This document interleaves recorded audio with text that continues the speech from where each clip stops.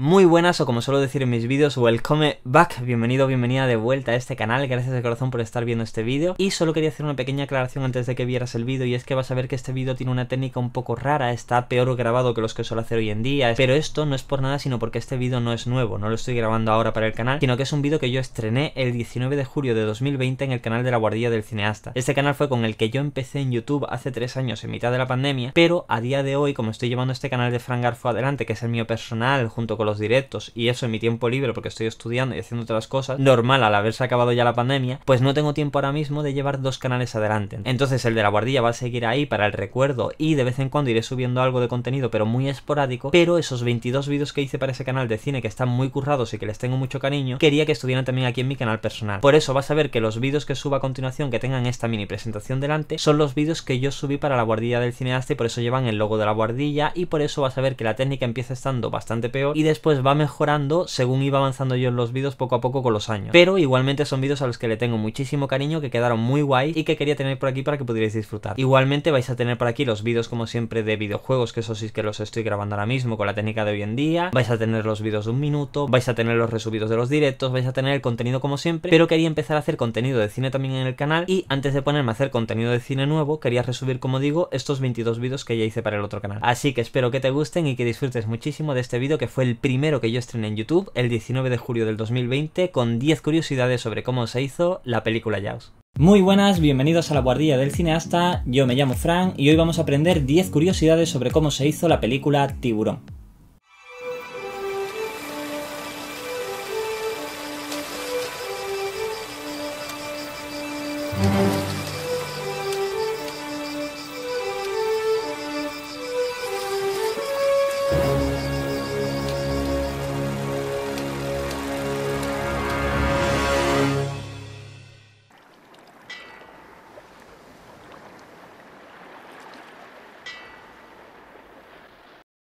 Tiburón fue originalmente esta novela de aquí, o bueno, quizás no esta exactamente, pero una muy parecida. Escrita por Peter Benchley, el propio autor se encargó de adaptarla a guión cinematográfico cuando se vendieron los derechos para hacer la película.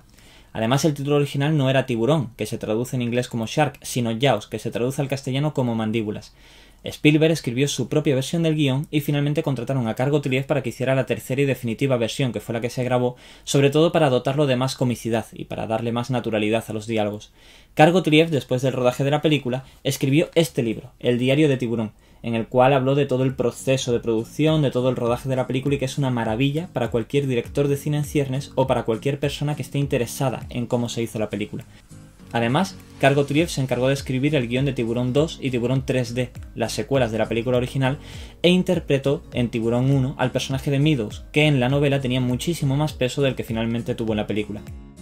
Y como curiosidad podemos ver al propio autor, Peter Benchley, haciendo un cameo en la película interpretando a este joven reportero en la playa.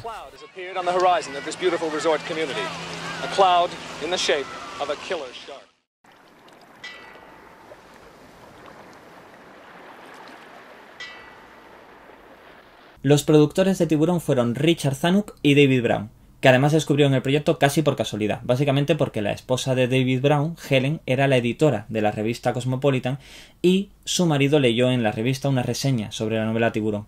Por poner un poco en contexto, Richard Zanuck era el hijo de Darryl Zanuck, que era un productor muy conocido en Hollywood y de hecho el director de la 20th Century Fox, que había echado de la propia Fox a su hijo por desavenencias artísticas. Durante toda su carrera, Richard Zanuck produjo películas como Deep Impact, Camino a la Perdición o gran parte de la filmografía de Tim Burton.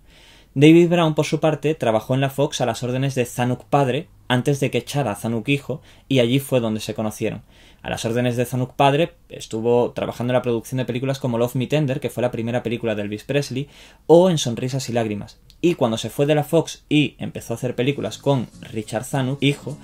hicieron la producción de películas como El Golpe, o como Paseando a Miss Daisy, o Loca Evasión, que fue la primera película llevada al cine de un jovencísimo y desconocido director llamado Steven Spielberg. Curiosamente, Zanuck cuenta que Spielberg no fue su primera elección para dirigir Tiburón, ya que cuando compraron los derechos, la agencia les obligaba a contratar a uno de sus directores para la película. Pero en las primeras reuniones de producción, este hombre les dijo que estaba encantado de dirigir el proyecto porque siempre había soñado con hacer una película de una ballena.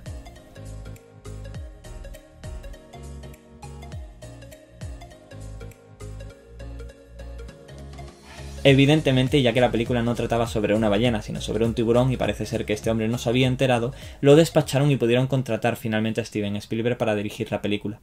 Aquí me gustaría hacer un breve inciso, y es que si bien esto no tiene directamente que ver con la película Tiburón, sí tiene que ver con uno de sus productores, David Brown, que además de producir cine, también producía musicales y teatros en Broadway y en Off-Broadway. Entre las obras que llevó a las tablas, una de ellas fue Algunos hombres buenos, un libreto de un joven y desconocido llamado Aaron Sorkin, que el propio David Brown se encargó después de llevar al cine en esta película, y que fue lo que dio pie o lo que inició la carrera audiovisual de Aaron Sorkin, que hoy en día es uno de los guionistas más reconocidos y más importantes de todo Hollywood aún en activo. Pero bueno, esto quizás bien merezca que le hagamos otro vídeo.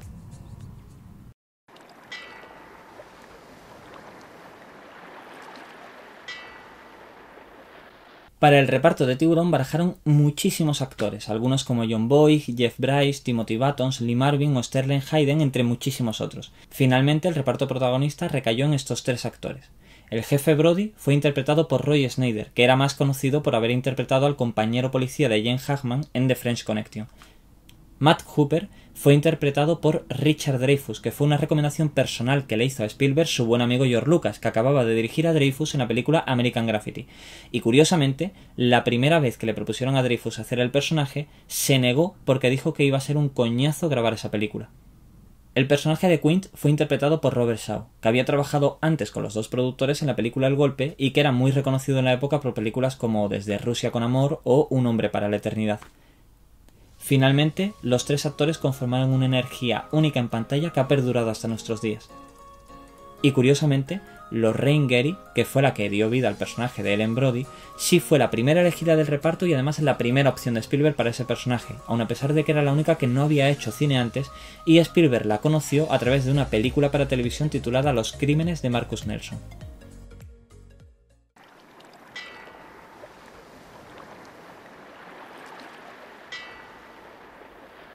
La localización donde se rodó la película fue el pueblo costero de Martha's Vineyard, que se transformó durante 7 meses en la ficticia Amity. Y sí, habéis oído bien, 7 meses duró el rodaje de la película, 159 días, aun a pesar de que originalmente estaba previsto que solamente durase 55. El motivo del retraso fue principalmente por dos razones. La primera, Bruce, el tiburón, que se llamaba así en honor al abogado de Spielberg, que como era mecánico se estropeaba constantemente cuando entraba en contacto con el agua salada del mar cuando iban a grabar. Y la segunda razón fue que no podían llegar a controlar del todo la localización al ser un medio natural. Es decir, después de pasar entre 1 y 2 horas llevando los barcos hasta el punto del océano donde iban a grabar ese día, de repente se colaba un barquito velero por el fondo o una regata o cualquier otra cosa que estropeaba la toma. Y ante esto solo podían o esperar otro par de horas hasta que se quitase del plano o cambiar de orientación toda la localización, pero sin garantías de que en ese momento también pudiera pasar otro barco que estropease la toma por el otro lado. De hecho, el propio Spielberg cuenta que cuando grabaron la escena de las cicatrices, el momento en el que los protagonistas cantan esa letrilla de "por dónde a mi casa puedo ir, que ya en mi cama quiero estar", algunos miembros del equipo técnico soltaron alguna lagrimilla, no por lo emocional de la escena ni mucho menos, sino porque realmente no sabían cuándo iba a acabar el rodaje para que pudieran volver a casa con sus familias. ¿Por dónde a mi casa he de ir? Pues ya en mi cama quiero estar. Que las 4 copitas que hace un rato bebí me van a marear.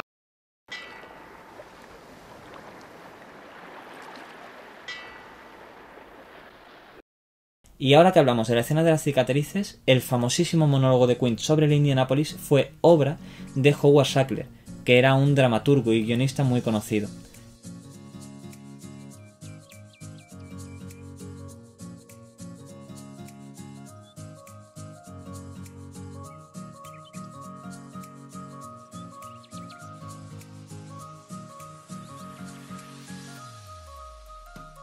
Él escribió simplemente un párrafo muy cortito en el cual, básicamente, con esa anécdota pretendía justificar por qué Quint se encargaba de cazar tiburones. Cuando Spielberg lo leyó le gustó tanto que le pidió por favor que lo alargase para poder incluirlo en la película, pero él se negó porque dijo que ya era lo bastante largo como para transmitir lo que él quería contar. Entonces, Spielberg le pidió a John Milius, que era un conocido director y guionista de cine, que por favor lo alargase para poder incluirlo en la película, pero John Milius hizo un monólogo tan largo que era imposible de rodar. Y finalmente Spielberg le pidió a Robert Shaw, al propio actor que interpreta a Quint, que además era un dramaturgo muy conocido, que él mismo se encargase de recortar el monólogo y de adaptarlo a su propio personaje. Con lo cual el monólogo que vemos finalmente en la película es la versión de Robert Shaw del monólogo de John Milius del original escrito e ideado por Howard Sackler. A recogernos. ¿Y saben una cosa? Fue cuando pasé más miedo, esperando mi turno. Nunca más me pondré un chaleco salvavidas. De aquellos 1100 hombres que caímos al agua, quedamos 316, al resto los devoraron los tiburones el 29 de junio de 1945. Pero entregamos la bomba.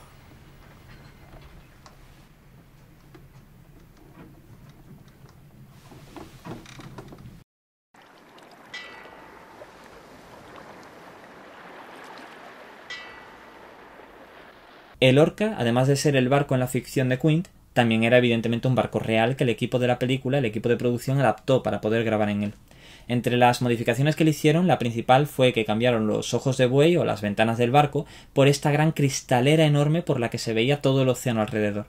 La idea era crear una sensación claustrofóbica, ya que aunque te encontrases dentro del barco, todo lo que vieras a tu alrededor fuera el océano y sintieses que no había ningún sitio al que pudieras ir para escapar del tiburón. Este barco se hundió. Y no me refiero al final de la película. Para rodar la parte del final tenían un Orca 2, un segundo barco con un sistema mecánico y unos muelles que permitía que el barco se pudiese hundir y reflotar todas las veces que hiciese falta para poder repetir la escena. No, el barco original, el Orca 1, se hundió mientras estaban grabando en la película. En una de las tomas en las que Quint arponea al tiburón con unos barriles para que salga a flote, estos barriles estaban sujetos realmente a la cubierta del barco con un sistema mecánico para que saliesen disparados y se pudieran manejar a distancia, pero pareciendo que era el tiburón el que los movía. En una de las tomas, cuando Quint dispara y el barril sale despedido, falló el sistema mecánico y se llevó parte de la madera del barco, haciendo que empezase a entrar agua y el barco se hundiese. Pero se hundiese allí mismo, en pleno rodaje, con los actores encima, con los técnicos, con los materiales, hasta con el capitán del propio barco. Al director de fotografía, que además ganó un Oscar por Tiburón, se le ocurrió una idea para intentar salvar el rollo de película que se había mojado con la cámara cuando se hundió el barco. Y era básicamente que ya que la solución con la que revelaban la película era salina, metieran el rollo de película en un cubo de agua salada para intentar salvarla hasta que llegase al estudio. Y efectivamente lo hicieron y lograron salvar la película.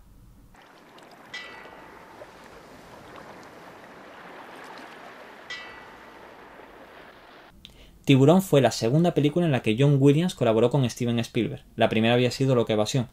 Cuando Williams vio la película por primera vez, le dijo a Spielberg que le inspiraba una suerte de música de piratas, porque aunque la película era muy sencilla, al mismo tiempo era muy divertida y muy entretenida. De hecho, el propio Williams asegura que cuando caracterizó musicalmente al tiburón con esas dos famosísimas notas, lo que pretendía era que ya que los ataques del escualo eran por puro instinto, el espectador también se asustase por instinto. Es decir, como cada vez que el tiburón ataca escuchamos estas dos notas, esto quiere decir que cada vez que escuchamos las dos notas en la película nos asustamos directamente o nos ponemos alerta pensando que el tiburón está cerca o que el tiburón va a atacar.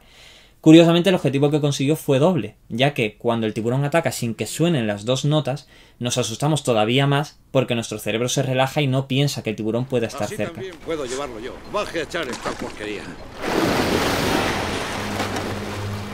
La primera vez que Spielberg escuchó esta pieza, le dijo a John Williams que no le convencía porque le parecía demasiado sencilla, demasiado simple. Pero finalmente acabó convencido y a día de hoy el propio Spielberg ha reconocido infinidad de veces que en su opinión la mitad del éxito de Tiburón es gracias a la banda sonora de Williams. Y John Williams ganó gracias a esta película el segundo Oscar de su carrera.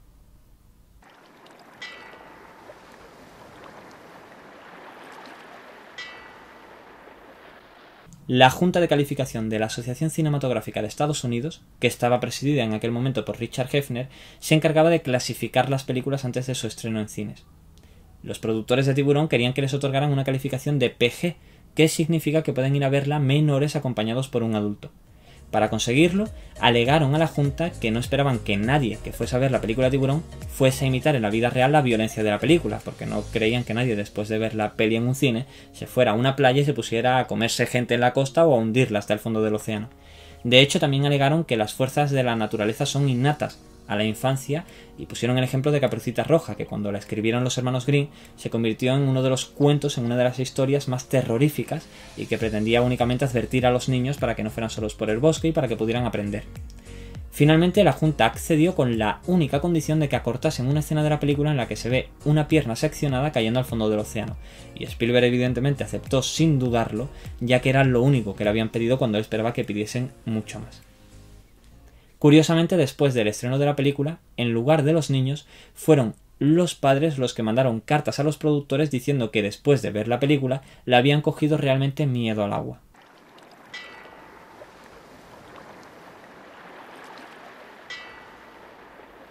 Tanto en la novela como en las primeras versiones del guión de la película, al final Quint arponeaba al tiburón y era arrastrado por él, siendo ambos conducidos al fondo para morir, emulando así al clásico Moby Dick y a su capitán Ahab.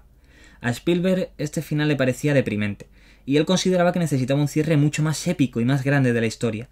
Por ello, en la película vemos a Quint siendo arrastrado a un encuentro mano a mandíbula con el tiburón para ser finalmente devorado por él, muestra de que sus dotes humanas no logran superar a las del animal, y conduciéndonos así al apoteósico final, con el jefe Brody disparando a una bombona de oxígeno en la boca del escualo y haciéndole explotar por los aires.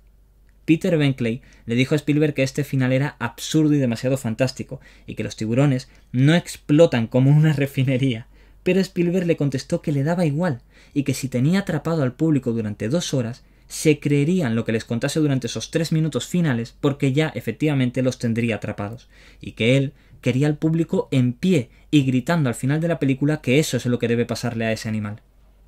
Posteriormente, Benchley le dio finalmente la razón a Spielberg, parafraseando a Bill Goldman para recordar que la realidad puede ser estupenda y la verdad maravillosa, pero no se pueden comparar a la verosimilitud, y añadiendo que si el cineasta ha hecho bien su trabajo y te lo ha hecho verosímil, puede hacer lo que quiera siempre que juegue respetando las normas, incluso crear las normas siempre que las respete, que fue justo lo que hizo Spielberg. Al final, por cierto, en las primeras proyecciones, la gente se puso en pie, aplaudió y gritó tal como había vaticinado el director.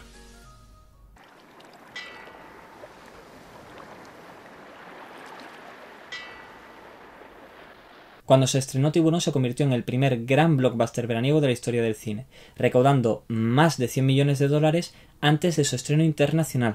y desbancando a películas como El Exorcista, El Padrino, Sonrisas y Lágrimas, o incluso a la mismísima Lo que el viento se llevó.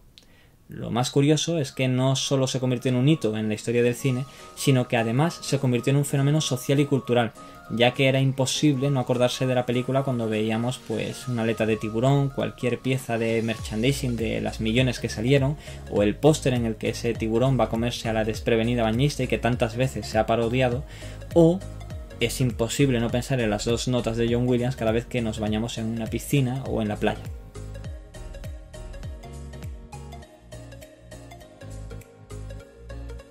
Y hasta aquí nuestro vídeo con 10 curiosidades sobre cómo se hizo la película Tiburón. Espero que te haya gustado, que te haya entretenido, y si es así, por favor dale a like, suscríbete y compártelo para que podamos seguir trayendo mucho más contenido de cine a la guardilla del cineasta. Yo me llamo Fran y nos vemos en la próxima.